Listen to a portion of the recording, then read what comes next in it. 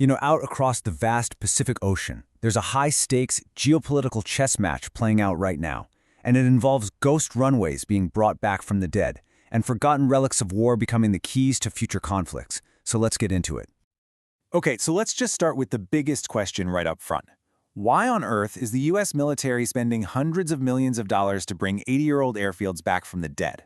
Well, the answer reveals this profound shift in American military strategy, and it's driven almost entirely by the rise of China. And we're not just talking about any old airfields. These are places with some incredible history, from Tinian to Palau, and they're now at the very center of a very, very modern defense plan. The sheer scale of this is just staggering. Just try to picture it.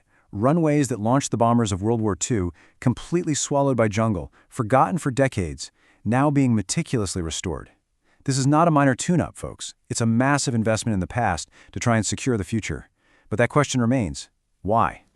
Well, the why behind all this activity can really be summed up in one phrase: China's keep-out strategy. Before we can get to the American response, we really have to understand the threat it's designed to counter. The official military term for this strategy is anti-access/area denial, or A2AD for short. And the goal is actually simple but incredibly powerful. Create this giant protective bubble around key areas, like the waters around Taiwan, and make it extremely risky for U.S. forces, especially big assets like aircraft carriers and air bases, to get anywhere close. And China has the hardware to back this up. We're talking about some really advanced systems, like the infamous carrier-killer ballistic missiles, and even hypersonic weapons. These things are precision-guided and designed to hit high-value targets, like a U.S. aircraft carrier from hundreds or even thousands of miles away. So you can see how this creates a massive problem, a huge vulnerability for the U.S. military.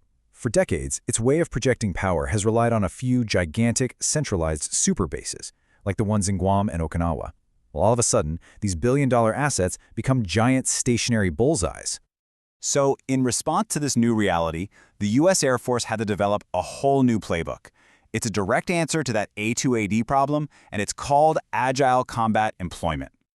The core idea of ACE is basically to flip the script. Instead of concentrating all your forces in a few predictable, easy-to-hit places, the U.S. now plans to disperse them across a huge network of smaller, scrappier locations. This makes American forces unpredictable, resilient, and almost impossible to wipe out in a single devastating first strike.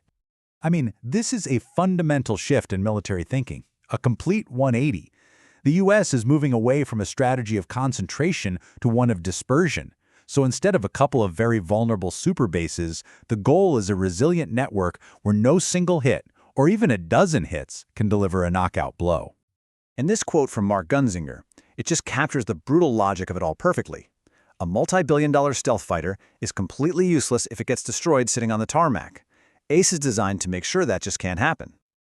Okay, so if you suddenly need a ready-made network of runways across the Pacific, where do you find them?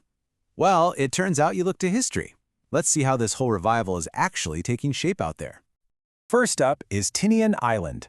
This small island has a massive history. It was the launch point for the atomic bomb missions back in 1945. Today, it's being transformed into a crucial backup and dispersal site for all the air assets based on nearby Guam. And get this, the price tag for this revival is nearly $800 million. That money is going towards rehabilitating over 20 times million square feet of runways and taxiways on Tinian alone.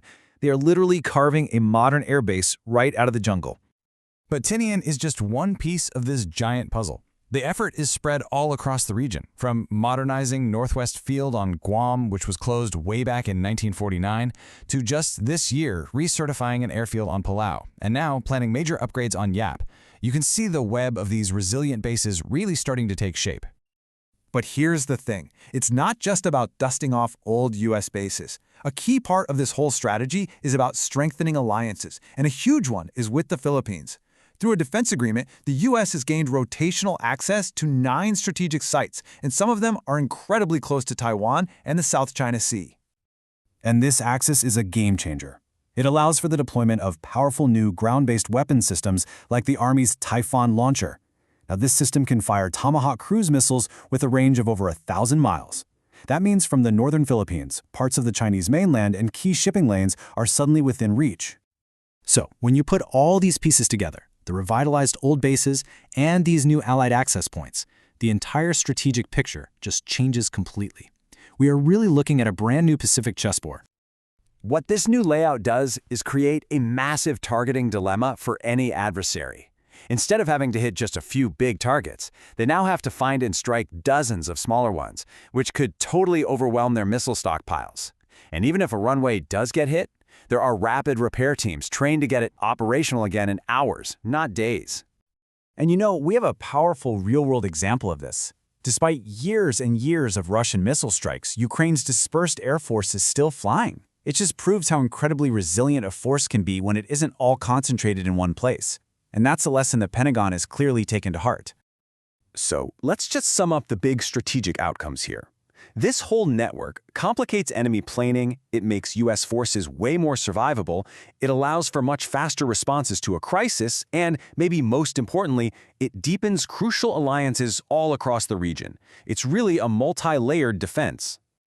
Ultimately, the goal here is deterrence, right? By making a potential conflict incredibly complicated and costly for an adversary, the U.S. and its allies hope to prevent one from ever starting in the first place. It's all about maintaining stability in one of the world's most vital regions. Which leaves us with one final, really fascinating thought.